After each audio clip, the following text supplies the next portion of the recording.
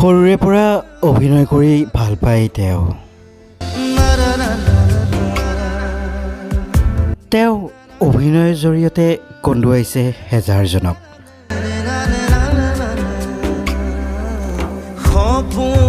সপোন লাগিছে বোৱাই হেপাহৰ নৈ। তেওঁৰ কিছু কথা আপোনালোকৰ জানিবলৈ মন নাযায়নে? মনকে জোকাৰি জুবলি ডেকাৰ সৈতে মনৰ কথা। এইবাৰৰ অতিথি অসমৰ জনপ্ৰিয় অভিনেতা মৃদুল ভূঞা। আৰু তেতিয়াই চাগে অভিনয়ৰ বঁটা চাগে মোক বাৰুকে কোবালে আৰু সেই বঁটাবিলাকে গৈ উশাহ নিশাহলৈ পৰিৱৰ্তন হ'ল। আৰু আজি মই নাটকেই কৰি আছোঁ। ভাগ্যখনতে 31 বছৰ চলি আছে নাটক কৰা। গতিকে মই এটা কথাই কওঁ যে 31 বছৰ ভাগ্যখনত একে জেগাত থকাটো বৰ চেলেঞ্জিং কাম আৰু কষ্ট। কিন্তু অসমৰ ৰাইজে মোক ইমানেই মৰম কৰিছে নহয়, মোক সদায় মোক মানুহে বেছি মৰম কৰি আহিছে, মানুহ কমা নাই। ঘৰৰ পৰা চাপৰ্ট পাইছিলেনে আপুনি? বহুত মই কৈছোঁ দেউতাই বকচা দেখি প্ৰথম নাটক শিকিবলৈ আহিছিলোঁ, ভাওনা শিকিবলৈ আহিছিলোঁ। গতিকে দেউতাৰ এই বকচাখনেই প্ৰথম মোৰ আছিলে নাটকৰ আদিপাঠৰ ক্ষেত্ৰ।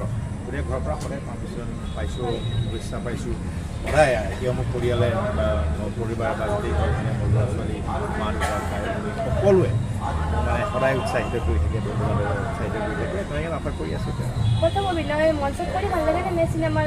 নাই মইতো চিনেমা মানুহে আৰু চিনেমাত মই কমফৰ্ট নোপোৱা নহয়। মই নাটকৰ মানুহ, মই নাটকটো কৰি ভাল পাওঁ। ক'ৰবাত চেগা চৌকাকৈ কেতিয়াবা বা বন্ধুৱে ৰিকুৱেষ্ট কৰি ক'ৰবাত এবং চিনেমাত মাৰিছিলোঁ, কিন্তু চিনেমাখন একেবাৰে মোৰ কাৰণে মই কমফৰ্ট নহয়। মই চিনেমাত অভিনয় কৰি মই কমফৰ্ট নহয় কাৰণ গতিকে মই নাটক ভাল পাওঁ। মই নাটক কৰি জীয়াই কৰিছে অকল নাটকে কৰি। যেতিয়া আপোনাৰ অনুৰাগীবোৰে ফটো উঠিব আহে বা লগ কৰিব আহে তেতিয়া আপোনাৰ অভিনয়টো অনুভৱটো কেনেকুৱা হয়? অনুভৱ মানে মোৰ ভগৱান হয়। মই যিসকল আগত নাটক কৰোঁ তেওঁলোক মোৰ ভগৱান।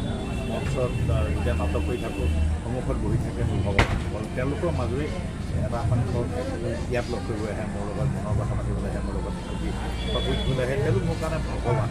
অনুভৱ বিশাল অনুভৱ, কাৰণ তেওঁলোকৰ অবিহনে আমি ঠিকে কৰা নাই। আৰু তেওঁলোকৰ মনৰ মাজতে মই আজি 31টা বছৰ ভিতৰত কাম কৰি আছোঁ। আৰু মোৰ বিশ্বাস আৰু বহুত দিনলৈ মোক তেওঁলোকে বুদ্ধি পাতে। আৰু নতুন জেনেৰেশ্যন আপুনি কি বুলি ভাবে? এই লাইনটো চাওক, এই লাইনটো যদি সমাধান খুব ভালকৈ পৰিশ্ৰম কৰি কাম কৰি এই লাইনটোত আপুনি জীৱন জীৱিকাৰ পথ আপুনি ওলাইছে। কিন্তু যি আহে আমাৰ নতুন মানুহৰ অতি প্ৰয়োজন আছে। যি আহে খুব সততাৰে আহিব, সময় লৈ আহিব। সেইকাৰণে আপুনি বহুত কিবা খ্যাতি অৰ্জন কৰিব আহিব, হয়তো কোনোবাই কৰিব পাৰে। কিন্তু ইয়াত এটা দীৰ্ঘম্যাদী সময় লৈ কেইটালৈ আহিলে সফলতা নিশ্চয় পাব।